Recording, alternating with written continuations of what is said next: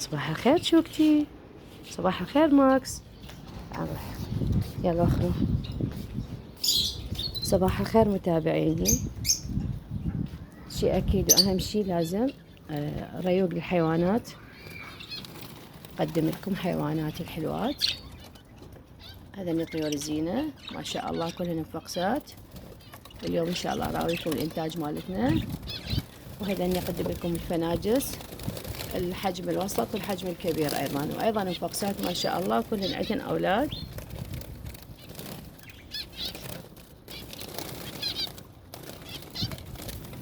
أفراخهم تجنن.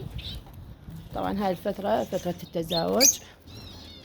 حبايبي هذني الكناري من أرقى النوعيات طبعا. وهنايا الغندورة الحب طيور جدا جميلة وأيضا فقست. هذول الأولاد الكبار قبل فترة فقستهم وصاروا ما شاء الله سماسم ملوكة رحومة. وجو أكو اثنين فقسة. هنايا فتحنا باب القفص بالغلط وزوجها راح بقتي على الأولاد مالتها. احتمال إن شاء الله اليوم راح أجيب لها ذكر خطية لأن ما يصير هم قد حلو بيناتهم العلاقات، يتعاونون على الأكل يتعاونون على الأولاد. يعني الأم تبقى قاعدة على الأفراخ والأب يروح يجيب لها الأكل، والأم تطلع والأب يجي من الأولاد. شي حلو تعاون. أحلى شي بالعلاقة الزوجية هي التعاون بين الزوج وزوجته. طبعا الحيوانات لهم حياة جميلة جدا مرتبة بفضل رب العالمين سبحان الله. علاقاتهم العائلية علاقات جدا جدا حلوة. ماكس شوكة شوكتي حبيبي صباح الخير. طبعا هسه احنا عندنا علاقة حب وفترة خطوبة وزواج بين شوكة وبين ماكس. شوكة صار عمرها 1 وشهرين وماكس عمره 2 وشهر هيك وشهرين. النوع الهاسكي طبعا معروف عن كلاب الهاسكي، هي كلاب الأصول مالتها روسية ومهجنة أيضا، يقال بأنها مهجنة مع الذئب الروسي. فكلاب محبة للبرد والثلوج. بس جت العراق تأقلمت مع الجو الحار نجحت التربية مالتها هنايا. هلا حياتي. هذاك الروشي نايم بس اليوم الأقفاص مالتهن واقعة ليش ما أعرف.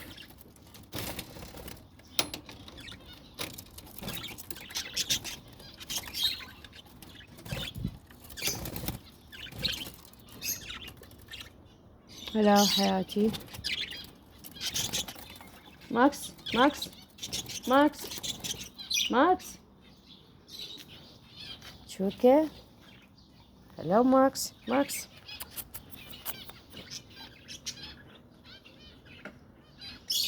لا باع الغيرة باع الغيرة يما الغيرة يما الضرة يما الضمة مثل الحمل. هلا ماكس. يلا هسه سويت لهم ريوق من الصبح. الأكل مالتهم يكون خاص طبعا. ينسلق العظام مال الدجاج أي شيء بس المهم الدجاج ما يحبون اللحم ما يحب اللحم. شو كيف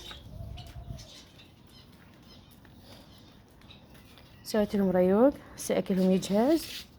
ماكسي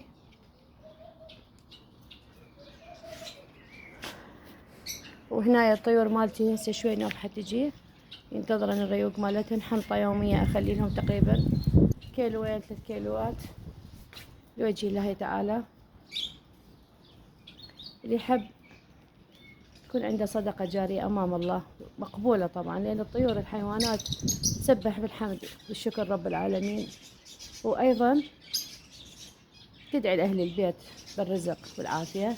طبعا هذا الطير طير الشحرور من أروع الطيور، صاحب نغمات خاصة جدا مقاربة طير المينا اللي عندي بالضبط. هي أنا طير حر. ما تأقلم بالقفص أبدا. سألت أنا ردت يعني أشتري واحد، قالوا حتى لو تشترين ما يتأقلم. يعني من يجي بالقفص سبحان الله يروح صوته، ما يقوم يغرد. يحب الحرية، عاشق للحرية. فلذلك قلت لا، ما دام ما يتأقلم ما يعني ما أدخل بخطة هالطير هذا خطية، فخليه حر. فهو متعلم يوميا يجي ويا الحمام ياكل حنطة. يان هاي صباح الخير حمومتي. طبعا منتظرة الريوق مالتهن. هسه دا أجهز الحنطة مالتهم لوجه الله تعالى. طبعا هذا الشحرور دا يغرد، أصواته كلهم كلش حلوة.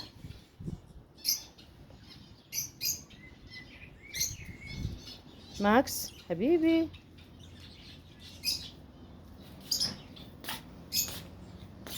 هلا تعبانات.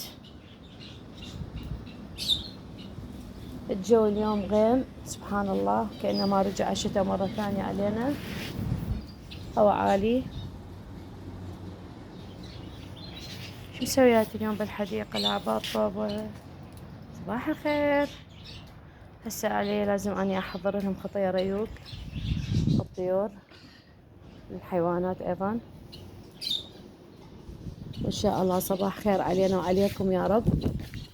اجواء شتائية، رجع لنا الشتاء سبحان الله. جو غيم، هواء عالي، واكو برودة ايضا. وهنا يا استاذ ماكسي ماكس،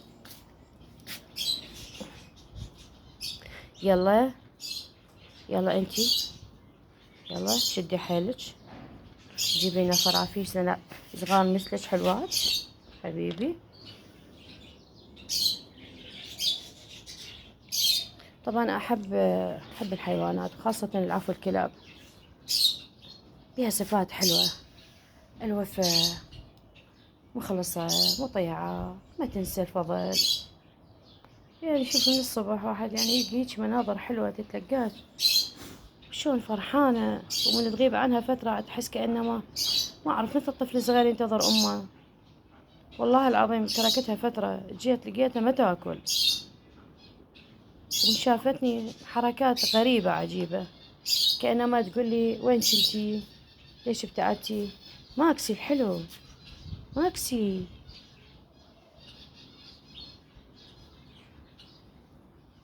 الوفا حلو، خاصة الحيوانات وفية وفية والله، مخلصة، مطيعة.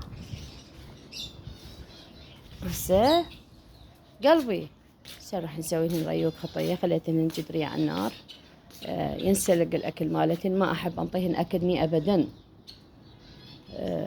دائما أسلق لهم الأكل سلق نظيف، خلي وياه شوية ملح على مود عظامهم. وبدل الحمامات يجني نسوي لهم أكل. حط لهم الحنطة مالتهم، الكناريات أيضا.